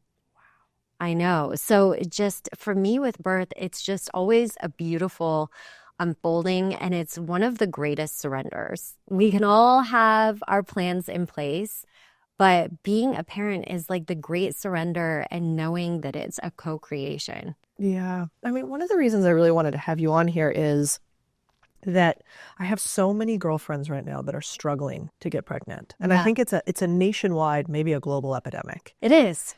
And really, what's wild is I have watched some of my friends go through 3, 5, 8 rounds of IVF. I have watched them struggle with charts and graphs and 400 pills a day. Yeah. And I'm not a doctor. I have no idea what is right to do there or what is not. Yeah. But then I have watched some of my friends, really oddly, a lot of them here in Austin, who like, you know, Gabby, 40, pregnant twice beautifully, easily. And, you know, Liz, who I think you know too, has had her little second. And I'm like, wait a second, there seems to be this other option, which is, you know, maybe this conscious contraception. It's a little bit more woo-woo. Like, how do you see the world now from difficulty of getting pregnant? What do you think's happening, and what are you seeing with all the women that you're talking to about getting pregnant? Because you host group gatherings with women, right? I do. Yeah, and pregnancy is a big one for me. Like, there are all sorts of divine blessings and openings and listening to the body that are present there. So what I've personally seen is, in listening to a woman's body, there are many stories to be told. A lot of times abuse, or a lot of times watching a family member struggle, or a lot of times just being out of touch with the body. And then there are a lot of people that simply have this as part of their divine unfolding process, you know? So it's like, you really never know. Yeah. It's kind of like my birth with Olivia. Sometimes there is a divine surrender. Maybe you need to make peace with medicine. Maybe you need to make peace with showing up and going to appointments and just having another calling. I've never seen it be the same thing for everybody. But what I would say, if somebody is really struggling, is the first thing I would suggest is to sit with somebody and really learn if there's something that your body wants to communicate with you, because sometimes it can lift something like that and somebody gets pregnant right away. Yeah. But it's not always that. Sometimes, like, there wants to be this earthly surrender process. It's a good point. And, you know, what I found to be so helpful as I think about going through pregnancy too is just having other women around you that are open to talking about it. Yeah. This is never something I talked about. I didn't want to talk about it. Wasn't interested in it. And I thought you really didn't talk about it. It was like, you know, sex, religion, pregnancy, I guess. Like, yeah. And now there are these, which we should talk about. I've had 5 miscarriages, 2 late-term near-death experiences. Oh my God. And I remember I first started talking about miscarriages and nobody was talking about them. Yep. Like, nobody was talking about them. Yeah, it was a bit of a lonely place, but I didn't care. Everybody has a different grieving process, and mine was just being upfront. Yeah, my mom actually was similar. She had 4 miscarriages. Yeah. And then 1 baby all the way to, you know, fully, but that was my sister, Kristen, and she died. She was just born with a tiny little heart, like not a big enough heart. And so she only lived for a few months. And that was in between me and my brother. But, you know, I remember the statistics on it afterwards. Like, late-term miscarriages, you have a 90% divorce rate. 90%. 90%. And if you lose a child, it's closer to 95% as a parent. Whoa. And so watching my parents come through that Yeah. on the other side I didn't realize how rare that was. Wow. I had no idea either. What I will share is that I had the one late-term miscarriage at 17 weeks with a boy, and then I got pregnant right away. I was not trying to get pregnant because that was not, like, truly was a near-death experience. And then the next one at 17 weeks, get this. Okay, I'll tell you the whole story. Yeah. So that first one happened on November 17th, 17 weeks, boy. Then I got pregnant, and I was given the due date of November 17th. Oof, yeah, that's crazy. That kind of gave me the chills. Right? Yeah. With a boy at 17 weeks, the same thing happened. Wow. Yes. So then I came to Texas, and I got this amazing doctor that was like, you need a stitch. You need a cervical cerclage to make sure that you're not opening up early. And I got that. Mean? That just so means they like make your vagina smaller? what they do is they go in and they stitch your cervix together so it doesn't open up. Is that what's happening? So like the baby was like dropping out? Yeah. Whoa, that's wild. Yeah, perfectly healthy. I know. Yes. How did you even figure that out?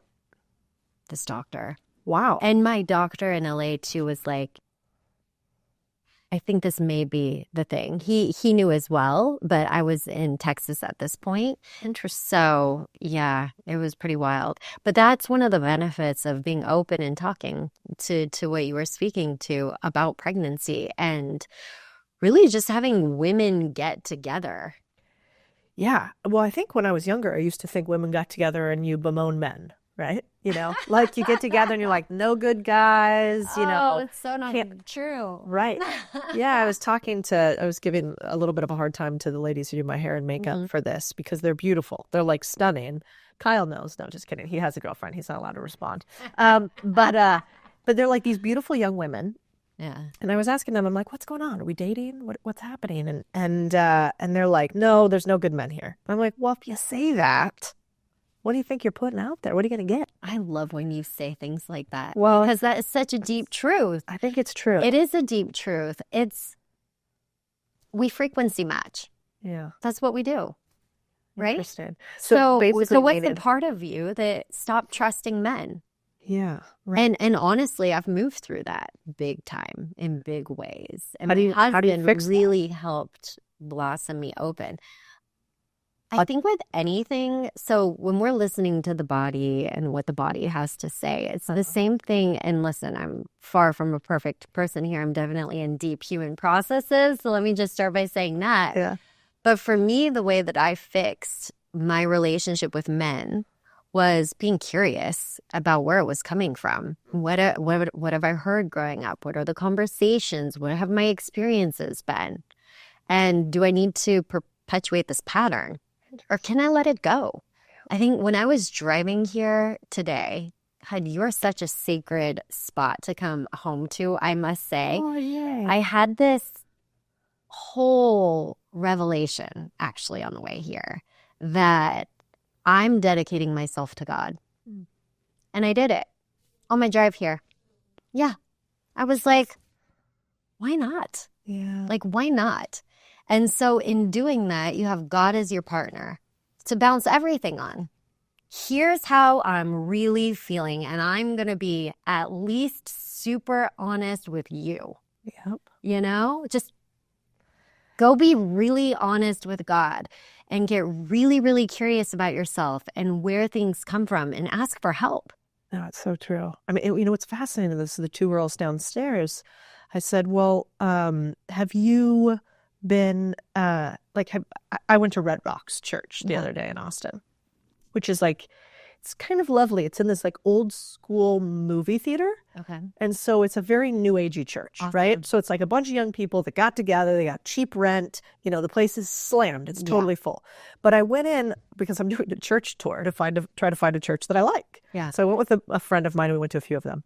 And we walk in and I looked around and I was like, there's so many beautiful people here. There's so many beautiful young men and women here. And so I said that to him. I'm like, have you been to church? Like, we go every Sunday. I'm like, wow.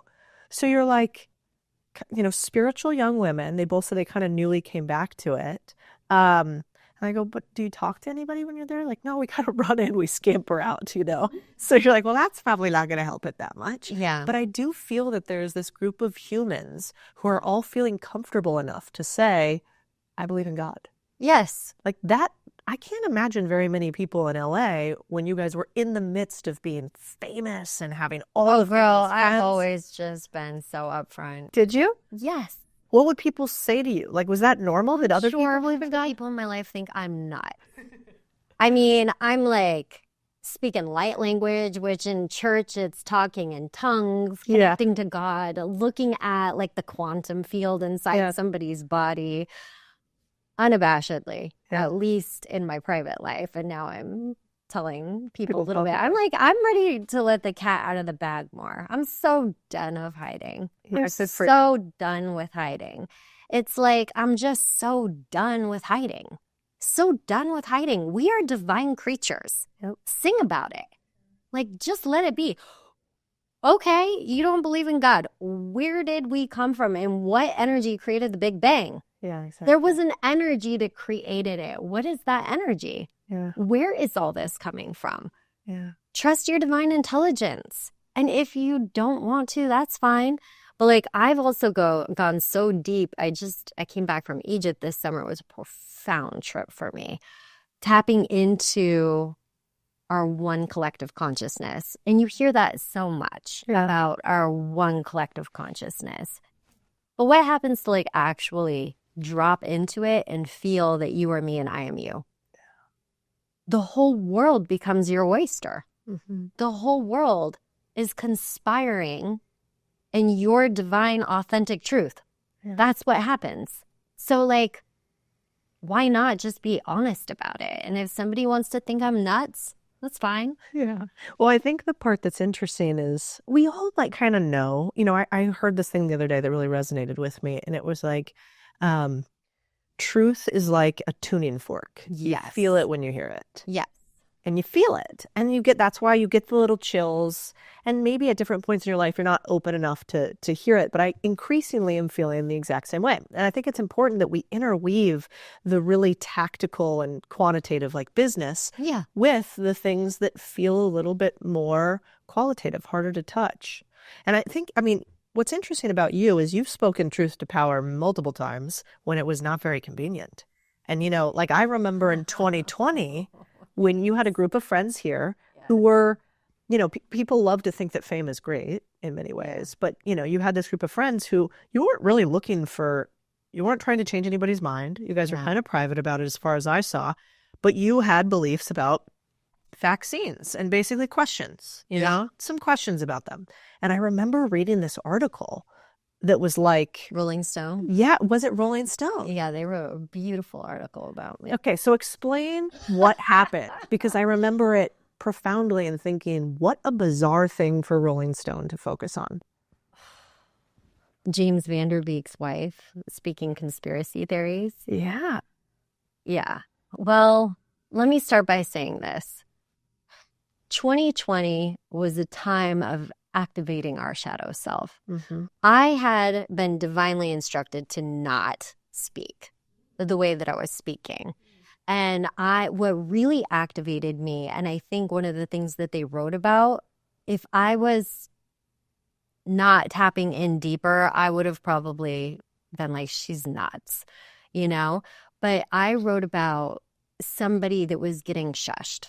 Yeah. And now we actually have the information that people were actually getting censored, and the real stories were actually being censored and removed from social media. Now, I felt like I was screaming to the wind because I was watching somebody post a story and then watching it get deleted and then watching them have to create new accounts. Yep. And these are all things that are okay to say now. Yep. Okay? We're being told they're rare.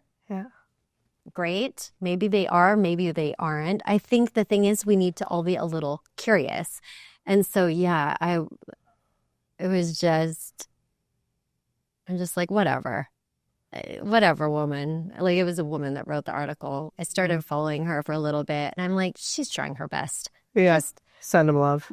Just Let her do her best. I think if we look deep enough, we're all going to find skeletons in the closet. Oh, You're going to yeah. find tons about me. Of course. Things that the things that somebody would say, and I'd be like, damn, girl, like, you should have woke up a little during that period. Okay? That's fine. So we got into a culture of trying really hard to discredit the person when the information was ringing a truth, because that tuning fork within was getting really powerful. So let's make sure we're discrediting the vessel of the truth. Yep. And so that, I believe, was a real strong tactic to bring people down. Yeah. So that article was done to discredit the vehicle, which I was not in my shining glory with my delivery systems. I wasn't. And it was very reactive. So my frequency is sharing fear. Like, that's really not actually what I want to do. But there was a lot of truth coming from here. There was a lot of truth coming from here. And I could improve upon the way that I was sharing it. But I had, I'll tell you, hundreds of people thank me for that article. They're like, I read that and I was like, thank you. Thank you, people, very unexpectedly. And almost nobody say anything negative to me. Interesting. People that you would be very surprised. I was like, all right. Well, now they're all moving to Texas. Well, listen, like, a lot of the things that were deemed conspiracy theories have actually panned out as truths. Well, I mean, look at Zuckerberg has come out now and said, actually, I wish we hadn't censored so many people around the vaccine. And also the government asked us to. And also, the truth is, conspiracy theory itself was something utilized by the CIA to put people in their place. And whoever is utilizing this term, it's being utilized as a way to demean somebody's curiosity about where the truth is coming from.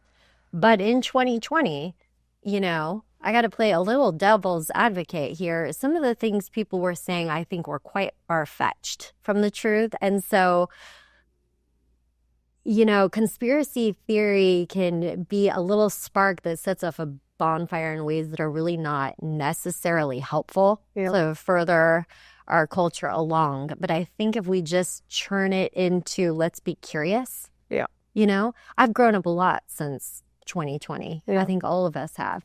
It's like, let's just spin things into curiosity and what feels like truth and what feels like a distraction. Yeah. And I think it should always be okay to question things. Doesn't mean you have to believe anything. Society does not move forward without curiosity and questions. Yep. It doesn't. Yep. And so we will always be, if we're like, science, science, science. Science is a beautiful thing, and we're limited by however far science has gone up until that point. Yeah. So what's going to propel us further? The curiosity. Like, let's look into it. Let's study it. And I always like, when it's, you know, when we talk about truth again as a tuning fork, if you don't feel like your tuning fork is clean enough to feel truth, what you can get curious about is where life feels sticky. So like, where's your, let's talk about sex, sexual expression coming from? Is it coming from a place that feels sticky, or do you feel in your divine erotic truth? Like, where's that energetic coming from? Is it sticky? Is it coming from shame? This is where our babies come from, right? So let's get really curious with where sticky energy is, because we all have it. Yeah. And what's the sticky energy holding me down from seeing what's going on? And a lot of times, sticky energy is just distraction from trauma. Yeah. And so when we get to a place where we can start really looking at that and then unwinding our trauma and letting ourselves actually feel comfortable in feeling the things that we need to unwind, then we can have this really deep collective healing, which I believe we're having. Yeah, it does definitely feel like there's change in the air. Yeah. Let's think about that. So for young women, I think young women today desperately do want partnership and somebody to be with. But they have a lot of negative commentary coming around. Men aren't great, there's no good men, all these things. If you were to, change somebody's mind, or what did you do when you started to change your mind? How did you started questioning where those stories came from? What else have you seen women do to reopen themselves to partnership? Well, let's take this like moment to just do a visual, right? So if you close your eyes and you let the animal instincts come in, like relationships, the difference is you're sexually intimate versus, a roommate. So, well, not all relationships, but when you're making babies and you're choosing a life partner, so you look and you see all these people and their animal behaviors wanting to pounce on you, which is great. Like you're wanting to pounce back. You're an animal. We're, creatures with these desires. But then if you just sort of calm that system just a little bit, you will see the needle in the haystack clearly looking at you.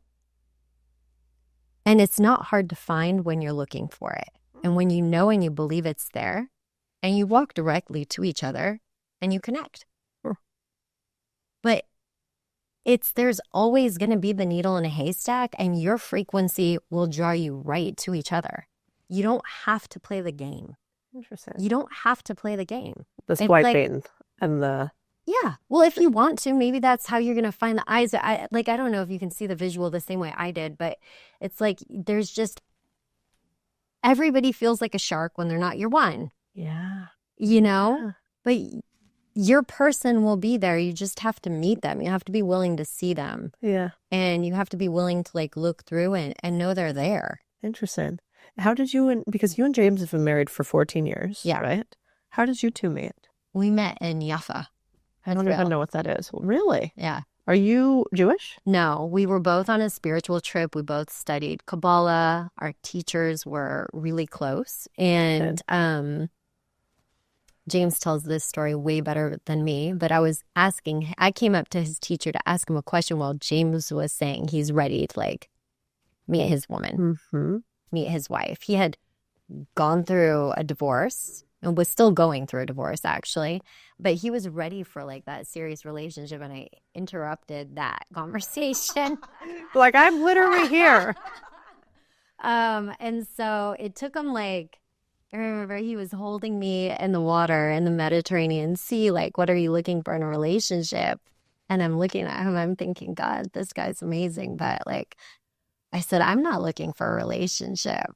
I actually wasn't looking. And there he was, and it took him not very long to figure that out. To work me down. And I think the magic of, when you can see somebody that he was looking right at me, there's an openness, but there wasn't, and I find this with my friends a lot when they meet a super special somebody, they're not desperately yearning for. Yeah. It's this sort of blossoming that happens inside where you feel good about who you are. Yeah. And you're comfortable in it. And of course, there's always exceptions. People meet each other and grow together all the time. But I think it's the first thing that you have to recognize is that, yeah, there are special men out there. You may have met a lot that aren't the ones for you, but maybe they're super special to somebody else. Yeah. And maybe it's when two people have the right chemistry, they make each other feel really special.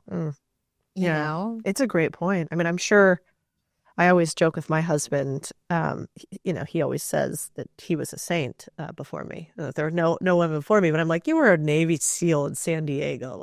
Come on, let's be honest about what's happening there.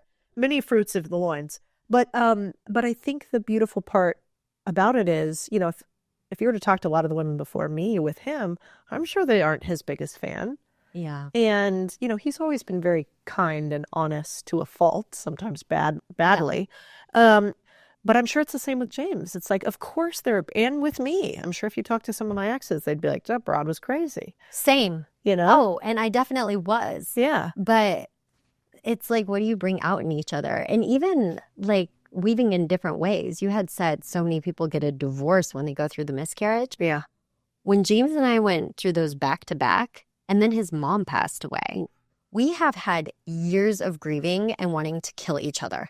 Like, it's like this deep love, snuggle, and then like, Yeah. because we need a safe place to take out our feelings. And unfortunately, a lot of times we do that with our partner. That's true. Yeah. And so, we have been through so much since we moved to Texas that has made us grow in these incredible ways.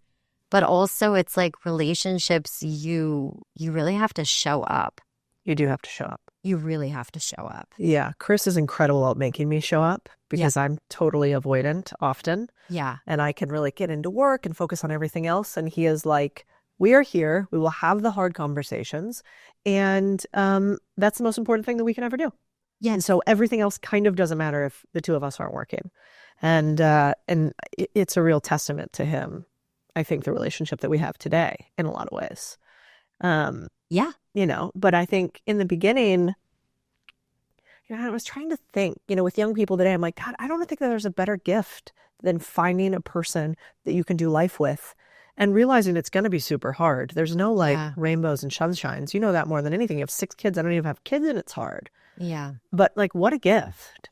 Yeah. And I want that for more people. Was it uncomfortable for you to show up when he like pulled you in and made you show up? Oh, yeah, of course. I'm like, we'll just deal with that later. Shove that down deep inside.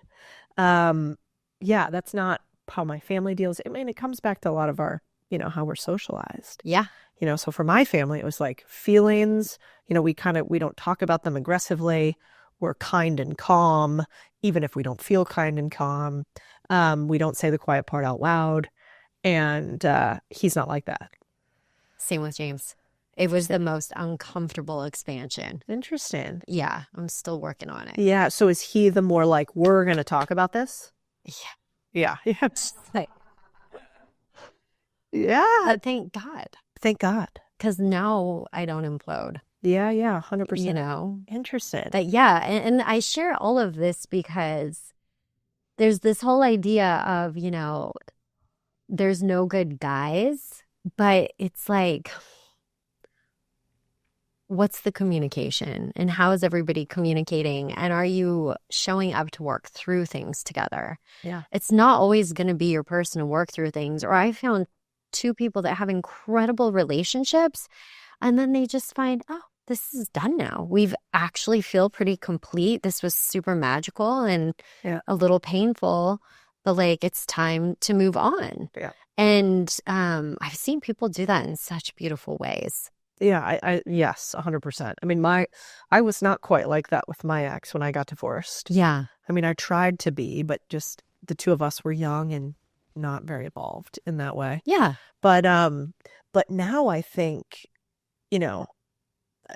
there's just so many ways to not villainize the other person, which is kind of what you're saying. It's like, hey, maybe this other person isn't a terrible, narcissistic, bad human. Yeah. They're just not right for you and you're not right for them. And I think if we could have more of that in the world and less of the casual, loose sex, who cares about your other person, men are bad, women are good, the world would be a little bit better. And like part of this podcast is pushing back on this philosophy. And I think it's really important also to show the beauty of motherhood, which like we don't really get to talk about that much.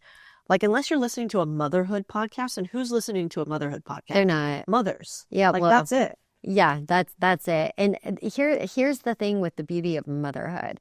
So I feel like I'm the phone call that a lot of people make when they get pregnant or, they're feeling isolated in their motherhood. That's what I've heard about you. I do not think society supports motherhood. I actually think it is setting mothers up for failure. And it's really devastating. How? Everybody calls me and tells me how lonely they are. And like, they can't take a shower, and some people can take a deep pleasure in that, but everybody needs time for themselves too. Yeah. Like, what happened to being in the same house together? What happened to having families in the same house together or living like a village? We all have, at at our best, our own pool and our own sauna and our own kitchen and our own big bedroom, or, you know, and sometimes I see these families not being able to afford all those things, and they are living together and they feel supported and they take care of each other's children. And I'm like, who is the joke on? Yeah. You know, why are we doing this so separately? You know, I was in the middle of Beverly Hills living the life, right? Yep. And it's like, I want to wake up and do breakfast with a sister and their kids. And, you know, so I came here and community was so important to me. And we moved on to a spot where I could have friends move on. I have my sister and her son at the house right now. Do you know how psyched my son Jeremiah is to wake up and see his 3-year-old cousin every morning? Yeah. We have 1-2 more mornings of that. But why not more? Because we all have to work to pay our property taxes so we can get medical insurance and so that we can pay for more roads and pay for more separation and pay for more trips. But what happened to like just being together? I'm so sick of this culture, honestly. Like I'm so sick of it. And I'm like, okay, but I need to show up for the game. Mm-hmm. You know, I need to show up for the game. So I'm the person that could absolutely live in a yurt in the middle of a forest. I get that vibe from you. I'm so serious. I will build my hobbit house into the ground. No shoes. No shoes. Live next to me. We will do all the homemade things together. I like, you know, I'm super down to be the boss bitch too. I love working and I love that kind of thing, but like, not if it's taking away from my time with my kids. Yeah. Well, I mean, there's a giant movement right now of coming back to sort of traditional values. I think women everywhere, like on Instagram, and we're seeing the sourdoughs with the pansies on top of them, and we're seeing the little apothecaries in the kitchen, and we're kind of like coming back full circle to this, like. But they're exhausted. That is the problem. They're exhausted. Like, I don't have time to make a pumpkin sourdough cake. Here's the thing. Like, not all of them are exhausted. I'm pretty tired. Some people have figured it out. Yeah. I love cooking. I would love to cook. But do you know what else has to happen too? Cleaning all the shit that we're buying with all the money that we're making and having too much abundance. Yeah. That's a freaking job. So how do we, so how do people start bringing this in their lives? Like I've watched, for instance, I don't know you as well, but I've watched like Gabby, for instance, another girlfriend of ours, does an incredible job of like Shabbat every Friday, everybody's invited over. Yeah. She does an incredible job of saying like, no, just come stay with us and like bring some food and like, you know, whatever. And we hang out there for like an entire weekend. And I think especially because the generation right below us, they are like, they don't want to call, they want to text one another. They've kind of gotten away from being close because technology has inserted itself. And I think it's like, if young people, if you could like be the person who's the center, doesn't even mean you have to have the house, but just invite other people over, bring them into the mix more frequently, and try to offload some of the work. Yes. Because otherwise it is exhausting because you're lonely and you're doing everything. Yes. This is what everybody calls and tells me. I'm like, and God bless the Gabbies because I do the same thing. Yeah. Come over. Come spend the weekend. Come spend the week. Just come over. My favorite thing is when all our cabin rooms are taken. Now, not everybody can do that. Yeah. You know, I see Elon's book here, or this book about Elon, and I'll say one fun fact about Elon. Yeah. My friend Bree, her daughter sleeps in the same room with her son, and Elon takes over their room when he's in Silicon Valley. Yeah, he's very communal, right? He last I talked to him, he was sleeping at a friend's house. It's like we can have all the things. It doesn't mean we need to have them all by ourselves. That's such a good point. You know what I mean? Yeah, I mean, Kim and I, a good friend Yeah. Kim, we do sleepovers whenever our husband are out of town. And I'm like a 38-year-old woman doing a sleepover. But why not? But it's actually one of our favorite moments. Yes. When Bring back my sleepovers. when my 2024. husband leaves, I invite friends to come over. And it's like when the cat's away, the mice will play. They just like flowers and wine and like. Or I have all my kids in my room with me and we do that. And I think this like merging to more of a village life is a really beautiful ideal, but not everybody is supported in being able to just do this, right? Yeah. So if you see somebody in your life that's not supported in being able to do this, invite them in. Yeah, bring them over. Bring them on over. And if they want, it's like I'm not here to change other people or decide how they live, but I'll live the way that I want to live the best that I can. And if that inspires somebody, then it does. Yeah. If it doesn't, then it doesn't. Like, that's where I'm at this point in life. Yeah, it's a better way to be. I want to end talking a little bit about school. Okay. So you homeschool your kids, right? Not anymore. Mixture. 100% not. My, Tell me what's going on. Yeah. So in LA, I started a school at my house. And then when I got pregnant with my 5th child, I was like, this is not happening in here anymore. And it was 8 kids. People took their first day of school photos at my door. And I loved it. And the kids were learning Korean and Spanish and singing. And it was a lot of fun. My kids don't have all good memories of it because they didn't want structure in their own house. So there's things with that as well. And then they went to another school that was similar at somebody else's house after that. It was a beautiful experience for them. And we've also done homeschooling. And I say that lightly. Yeah. There's a whole sort of movement to unschool as well. Right. Which is like, let's create that culture where we live together and kids sort of let their curiosities guide the way. I think it works for some, but not all. Then during COVID, I had my kids in some sort of schooling program that wasn't working, and then I had them home. And what I found was, and here's how there's like a little bit of a surrender to live with the world, not just new earth or against the ways we all have to weave together, right? Yeah. And some of my kids were wanting a school experience. Yeah. And so, it's like part of the parenting thing is I know what I want for you. I'm going to give that to you. And when you get curious about something else, if it's not dangerous, I'm going to honor that. Yeah. So my oldest started public school this year. And for me, that is huge. I did public school. I hated it. I felt like I was forced to learn for 8 hours a day, things I was very uninterested in. And the whole reason somebody gets passionate about alternative educations for their children is probably because they didn't have an experience that felt nurturing to them. Yeah, true. Yeah. Right? Mm-hmm. So I provide everything I can so that my kids can have a different experience. And then I got a text, one of the best texts ever from my daughter, is she has a phone, which I think delay that phone as long as we can. But I get a text from her because I'm going to go pick her up. And she was like, Mom, I just want to say thank you. I'm having the time of my life at public school. And I really appreciate you having the conversations with me and honoring my exploration of what I want to do.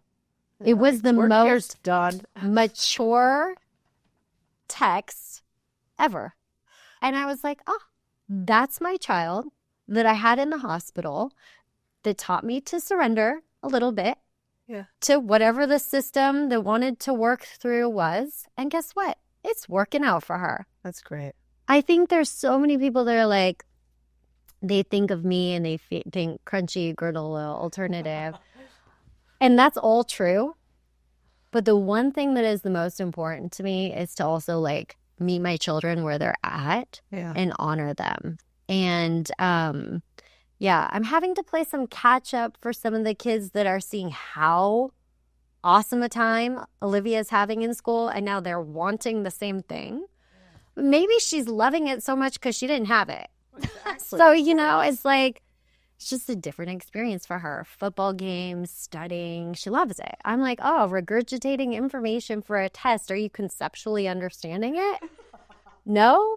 You're still having fun? Okay. Like, let's just make sure we're conceptually understanding things as well. She's almost 14. Yeah. Yeah. Yeah, that's a tough age in general too. Yeah. I think for me, the biggest thing in supporting my kids as they're wanting to branch out and experience, the system, is that I just keep them curious thinkers and critical thinkers. So you heard something.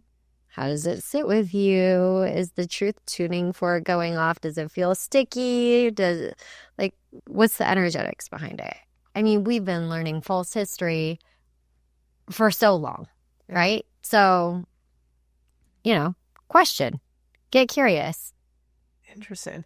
Is there a process that you guys have?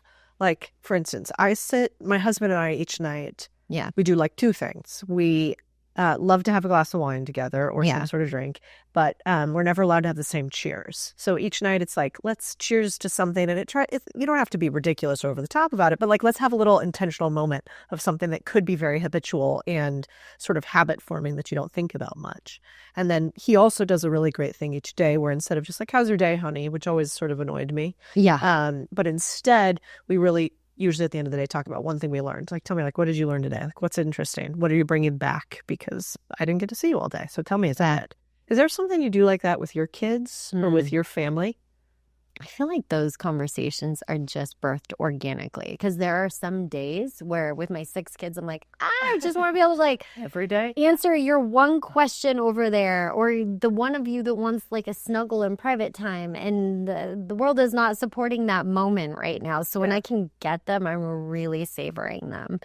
But I think the biggest thing for me is to be curious. It sounds like your husband and your husband have curiosity about each other. And so for me, it's like, where are we at with boys or girls, or like, are we crushing? What's the conversation? What's feeling hard for you? What's, like just having an open conversation with them and not judging responses is going to be so big for keeping that open communication. But you can like intuit who's needing more from you and create a space for it. So I like, it's just not just a husband. Doesn't for get me. to be a one size fits all. It's not. It's like, oh, that one needs extra. Something's going on. Come here. It's like having the octopus tentacles out and like feeling, you come here. And we have like a Sunday thing that we just enacted where I realized they're all getting older and they want to know what's going on in the week, and they were not receiving that sort of structure from me. I need some of you. I need some of the structure queen to be moving through me. So I'm like, okay, so Sunday dinners are family dinners. Everybody's home. We're going to go over the schedule for the week. Right. Does anybody have, and we do these little family things, for example, like around the table. What's important for you this fall? Like, is there something that you really want to see, really want to happen? And my son is always like, he wants the fall decor. He wants the fall smells. He'll even describe the experience he wants with the way the light fills the room onto the table. Wow. He gets very detailed with the smells and the things. Yeah, like the future actor creative there. Oh, all of them. All of them? All of them want in on the industry, by the way.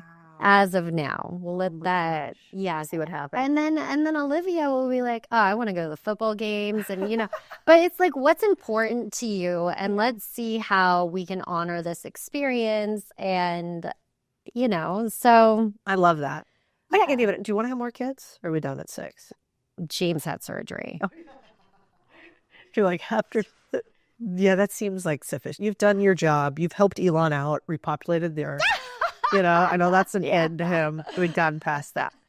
I guess where I kind of wanted to close it out is, if there is somebody listening about having a hard time, maybe getting pregnant, maybe having a hard time tapping into a lot of the feminine abundance you've had in that way, what would you tell them? Where would you steer them? What books should they be reading? Who should they be listening to? I think the first thing they need to know is my life looks great. And I've had a very gifted, blessed life. I fuck up all the time. I have had really hard days. I have snapped. I have felt like shit, you know? And I feel so incredible and amazing and beautiful. And so the first thing I just want to do is acknowledge a woman where she's at and know that she's not alone. I think that is the first thing. Because if we all understand that we all have struggles, because we're not living as a village anymore, we are not intimate with each other's struggles. That's one of the things that we're missing. Yeah. You're having a bad fucking day. Let's get into it. Yeah. Like, I can see it because I see you every day. We can't do that. We're hiding behind these lives on social media. And the reality is, if my kids are having a bad day or I'm struggling, it may not be appropriate for my whole family for me to share that on social media either. So no fault to anybody. It's like, okay, we've had a hard year. There's been a really difficult struggle we've been moving through, and it's not at my capacity to talk about it right now. Yeah. You know? So the first thing is you're not alone. The second thing is in a book. The second thing is be with yourself. Be with yourself. Have you allowed yourself time in bed to sit with how fucking depressed you feel? Have you said, okay, light body, I want you to come through me right now, and I want you to hold all the pain so that the pain doesn't feel like it has to drive anymore.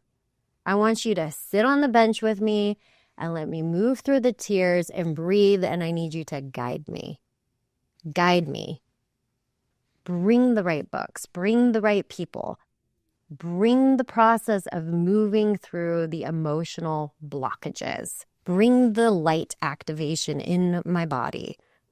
And from there, I think Spirit Babies by Walter Mackey-Chen is an amazing book. I just love it.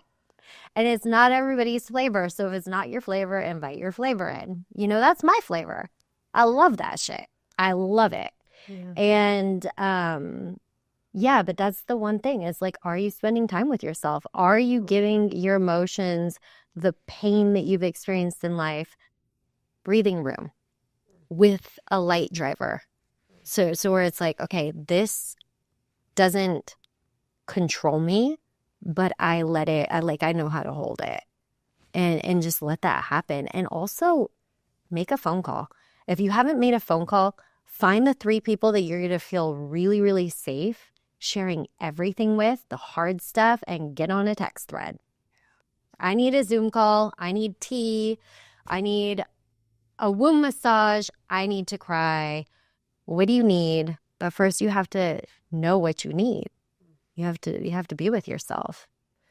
Yeah, that's such a good point. Because half the time in business too, that's why it doesn't work, is because you don't actually know what you want. Yeah, if your first thing is a book, Yeah. you are already in somebody else's complete energetic field of what they think you need. Oh, it's very true. It's just not you, Yeah.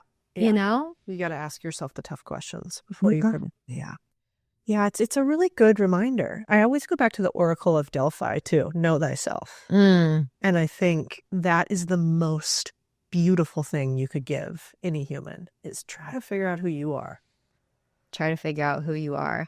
This was so good. I'm so happy to be Amazing. here. Now, where do you like everybody to go find you? I know Oh boy. Instagram, your podcast. Instagram is great right now. My Instagram handle is Vander Kimberly. I've actually not been doing my podcast recently. I found it was so incredible. It's been so amazing. And I am actually creating a newborn course because we need that. Yes, I have so much. Create a pregnancy course too, like how to get I pregnant. definitely should. I started a new company that's going to hold all of this. I need a team like you have down there. I got to work that out. I know we should have started with this. Well, you know, but then I think Come they back on when you have it. Yes, I'll come back on when I have it, because I do believe that it is those newborn days that set the seed for how you show up as a mom for yourself, for your baby, how you're putting boundaries and expectations on the people in your life,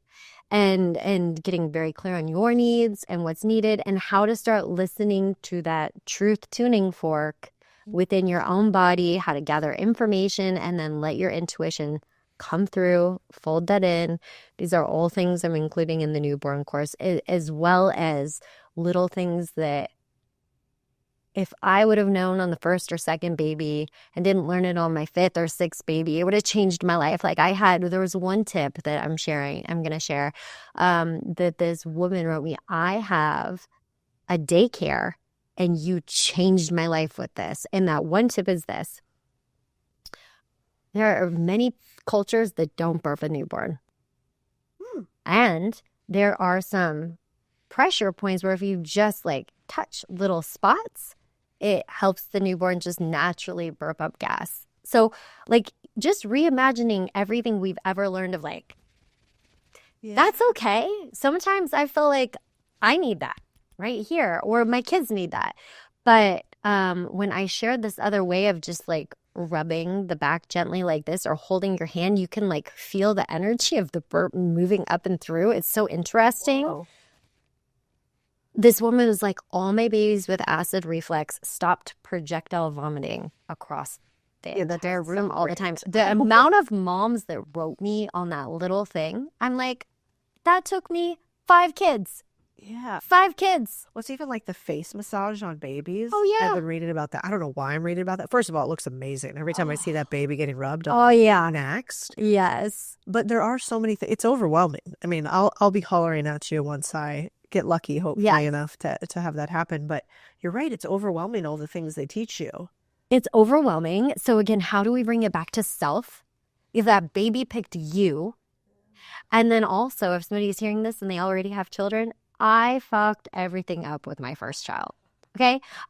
She did not sleep at night. She was very colicky. I didn't know what to do about that. 3 hours a night she was crying. When she woke up in the morning, I put her on a swing in front of Yo Gabba Gabba. That is the opposite of what I would do right now. And that child is so resilient and so loving and so tender and so present and so self-aware that like there's this whole thing that we have to get it all perfect as well. And we also have to throw that away because the reality is we are all such divine, perfect creatures. We're here for the earth experience. Yep. We are here to mess up. We're here to learn from it. We are here for this like exploration of life. And I think we just have to remember that because this like perfection mentality to have it all right or to even have it all natural and have it all homeschooled and blah, blah, blah, it's just all pressure that we don't need. Yep. You know? Yeah. Yes. Yeah. I mean, sometimes I think you need a glass of whiskey, even though I try not to drink too much. Or mezcal. Yeah. Yes. I'm really into mezcal lately. Actually. Love it. Yeah. I don't really drink anymore, but a little sake or mezcal on the rare occasion is perfect. I love that. Also, I didn't realize, this is the dumbest thing, but that tequila can be 51% tequila and 49% whatever else. Did you know that? Oh, the food. Don't give me started. Yeah, okay. Well, that would be a whole industry. Oh, the mezcal industry. Is clean. It has to be 100% mezcal. Yeah. So my friend has a mezcal company, Kimosabi. It's great. Okay. I'll have to try it. Right. Vander Kimberly.